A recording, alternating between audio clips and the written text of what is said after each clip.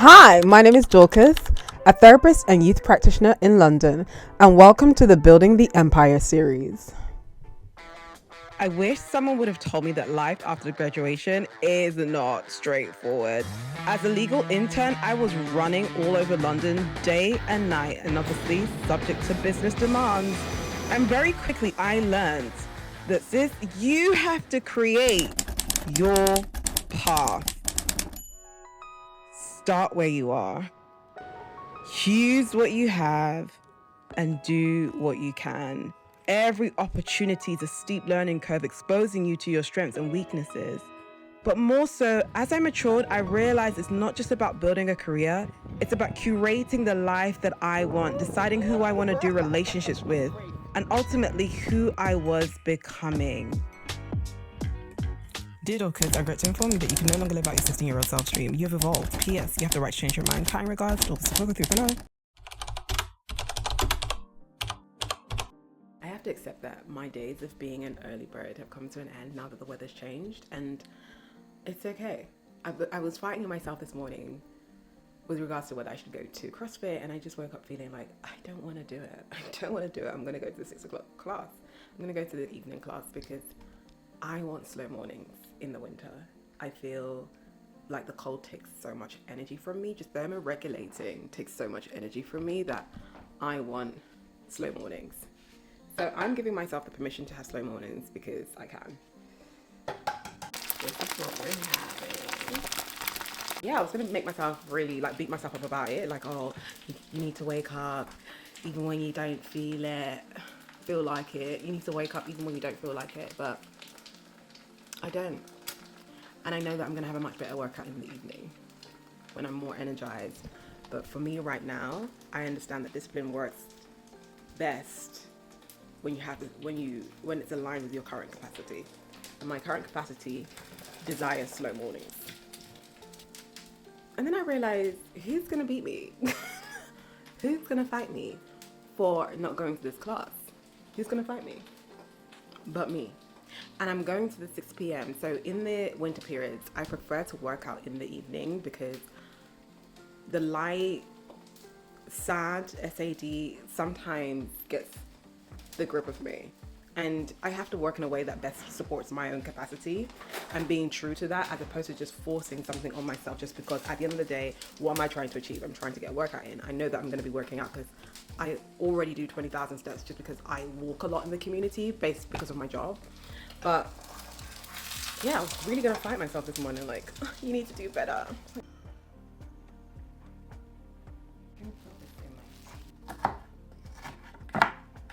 What is your intention for the day today? Because my intention for the day is to be fabulous. To show up with warmth, to show up with love, and to show up with the energy to bring hope to others. So yeah. And that's on being fabulous.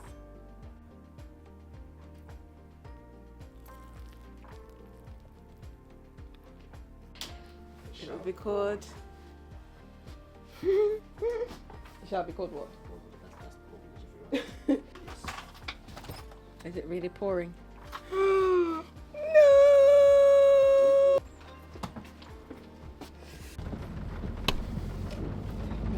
I'm actually devastated at how rainy it is today.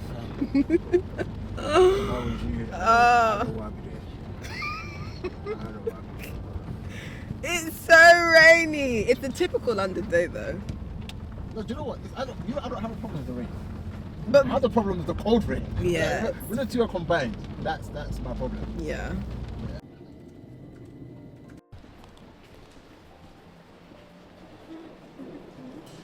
Here we go.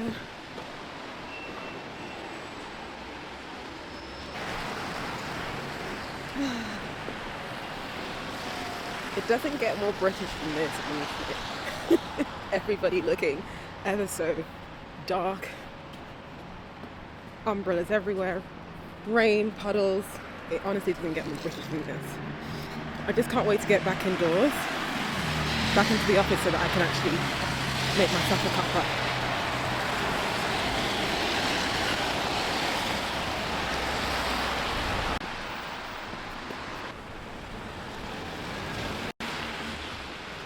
have a meeting in about 45 minutes, and I've decided that I'm going to a coffee shop to give myself a warm drink, even though I prepared myself a nice lemon and ginger and mint tea this morning.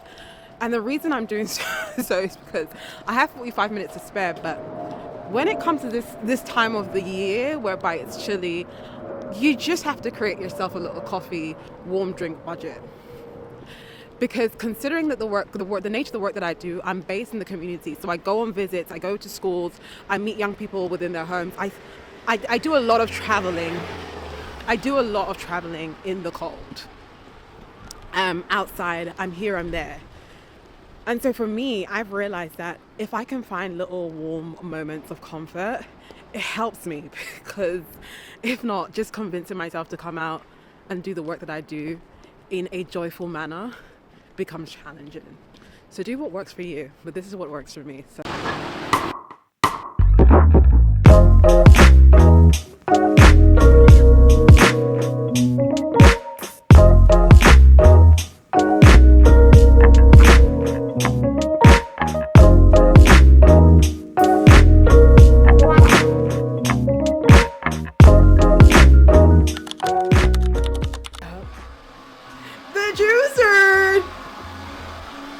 honestly, as somebody who commutes in London during this time of the year whereby the weather has changed, everybody is sneezing, coughing, just the bacteria is everywhere. And so I came home and I requested, babe, please, let's create the rush hour recovery.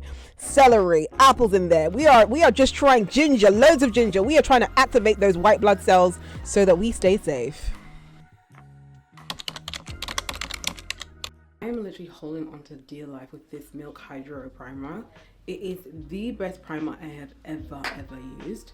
As in, my makeup stays on like it grips your foundation. I can't even put it in words. Like it's got enough tack to really hold the product.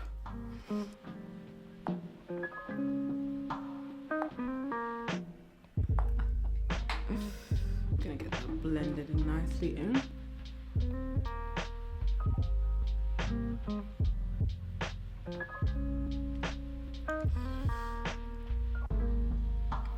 I'm gonna go and see one of my clients in person, and then I'm gonna head to the therapy room later on.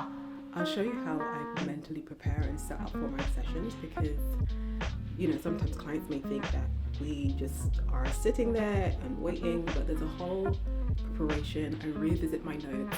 I spend some time also thinking about some of the psychoeducation or some somatic techniques that I may bring up in the session. I also spend some time allowing myself to also decompress, do a little bit of meditation to be grounded, essentially.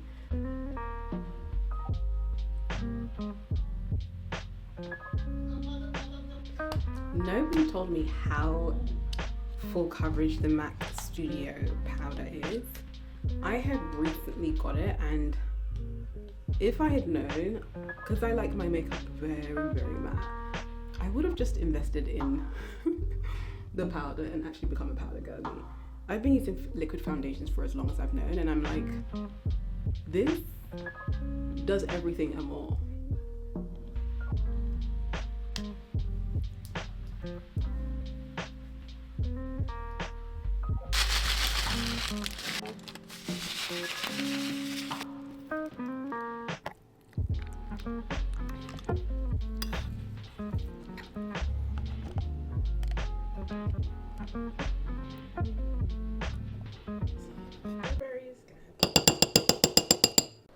Sometimes at work on my lunch break, I like to come into an office space to quickly just idea dump all my empire ideas onto a piece of paper. I've got my notebook here, and then to allow myself to offload so I can focus and concentrate at my 9 to 5. My 9 to 5 is one of the building platforms that I'm using to help develop my skills, my experience, and my knowledge base for my empire. So I do not take my 9 to 5 for granted, particularly in this time where finding a job is so difficult.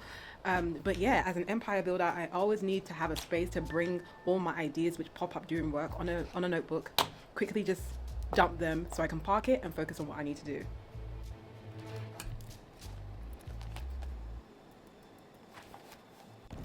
When choosing a 9 to 5, particularly if you're a multi-passionate, I would go for a 9 to 5 that is actually intellectually stimulating enough for you to feel engaged, whilst giving you some capacity and freedom because it's not so demanding, so that you can actually build on your business on the side. I find that many people are looking for an easy autopilot job so that they can do this exact thing, or create a portfolio career, which is in high demand at the moment, so that we can have multiple streams of income, quote unquote. But when you're a multi-passionate, it's very difficult to stick to one thing. So having a 9 to 5 that is actually intellectually engaging and stimulating enough so that you can actually not be bored out your mind is a necessity, but not too demanding that you don't feel like you can get on with any of your other projects, hobbies, or desires, if that makes sense. So, I mean, I work within a field that I would say is quite relationally and emotionally demanding, but because it plays to my strengths, it doesn't feel too difficult. So, yeah, a job will always be a job, but finding creative ways to make it work for you is what is important, essentially.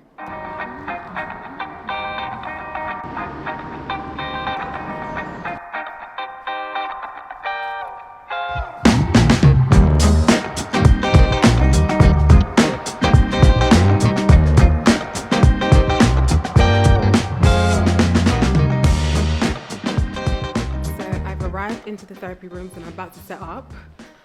First and foremost, it's pretty cold in here, so I'm gonna put the heater on, make sure that the room is at a reasonable temperature so that the clients feel comfortable, they feel relaxed, because setting the ambiance and creating an environment whereby it's relaxing is essential for the effectiveness of the session.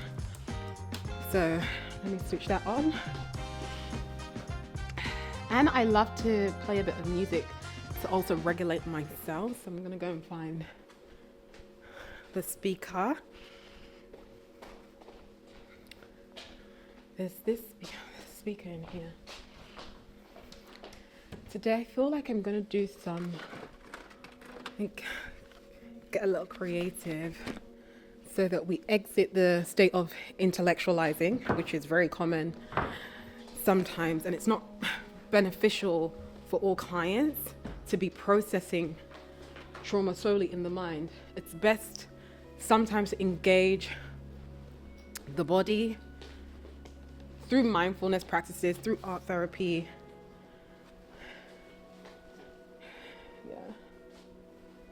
There is an argument in the therapeutic space, and even with clients, that sometimes CBT or cognitive behavioral therapy can feel quite gaslighty, and it's difficult to effectively process information or to critically, cognitively restructure your thoughts when you are not regulated.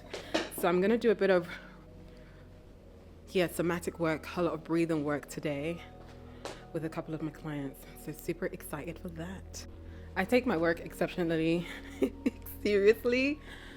To think that as a therapist you have the heart, the soul, the mind of your client really in your hands, it is such a precious role and position, but it's something that you have to really be diligent in managing, and that requires continuous personal development, that requires you being consistent with your own healing and your own growth, that requires supervision.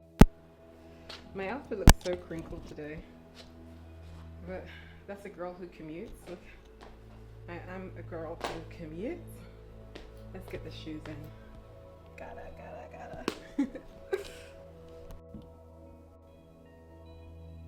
So now that the music is on and I have set everything, I've got my tissues ready, I've got the timer ready, because being time conscious and being quite bounded with time is so important. So I like to have it in my periphery, and also to support the client also being able to gauge time. So we've got our clock right here. Now that that's all set up, I'm going to go and review the client notes and take time to familiarize with the material, and just take that time to really sit down and be present with myself and anchor my own self before my clients come through. So you'll see me on my way home. I finished my sessions. Very, very beautiful day. I've got the heater right next to me. It's freezing in here. Okay. So I have finished up with my sessions for the evening, and before I leave the therapeutic chair, I have a couple of like regulatory activities that I do. I do some deep breath work, and I do some somatic handshakes, really just shifting a lot of the energy out of my own body so that I can be grounded as I leave the therapeutic environment. As much as this work is so fulfilling, so rich, so deep, there are, as I've mentioned earlier in today's vlog, like there's such a big imprint. You know, I find it so crazy that some people think that I don't, like clients might think that you just do this for money, you don't really care. Oh no. Oh no. I care. I definitely care about my work. I definitely care about the people that I get to affect and listen to in the space that I create for them. And I like to be reflective about what I've shared in the session, and to give myself also the time to decompress and to process the deep and rich narratives and feelings that are brought to the therapeutic space. I'm gonna do my little shakes, and then we're gonna get out of here. Thank you so much for watching today's vlog. It's been a beautiful day. I'm so grateful for the work that I do, guys. Do honestly, if you